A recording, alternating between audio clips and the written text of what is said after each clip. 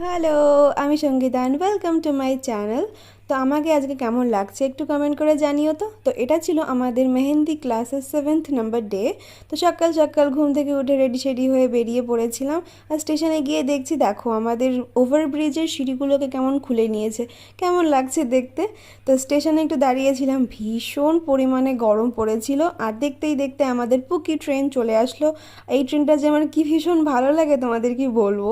আর দেখো ট্রেনে উঠে পড়েছি, আর নিজের ট্রেন মনে করে পায়ের পর পা তুলে দিয়ে যাচ্ছিলাম। বইরগাছি থেকে উঠেছিল মামনি, কিন্তু ওকে আমি দেখাতে পারিনি। আর সেজন্যই ও গিয়ে বলছে, কই আমাকে তো দেখালি না, নাও দেখিয়েই দিলাম।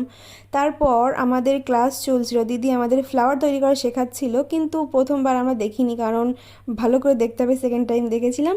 তো এই যে এই কাজটা আজকে আমি করেছি, কেমন লাগছে অবশ্যই আমি এটা জানিও। তারপর আসলাম স্টেশনে, আর এই বিচ্ছিরি ঘুগনিটা খেলাম, দেখতেও বিচ্ছিরি খেতেও বিচ্ছিরি ছিল। যাই হোক, তো আমরা ট্রেনের জন্য অপেক্ষা করছিলাম, আর এই দেখো আমাদের নতুন ফ্রেন্ড।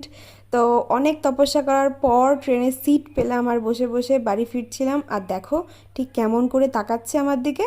তো আমিও চলে আসলাম বাড়িতে। আজকের জন্য এটুকুই, সকলে অনেক ভালো থাকো, বাই বাই।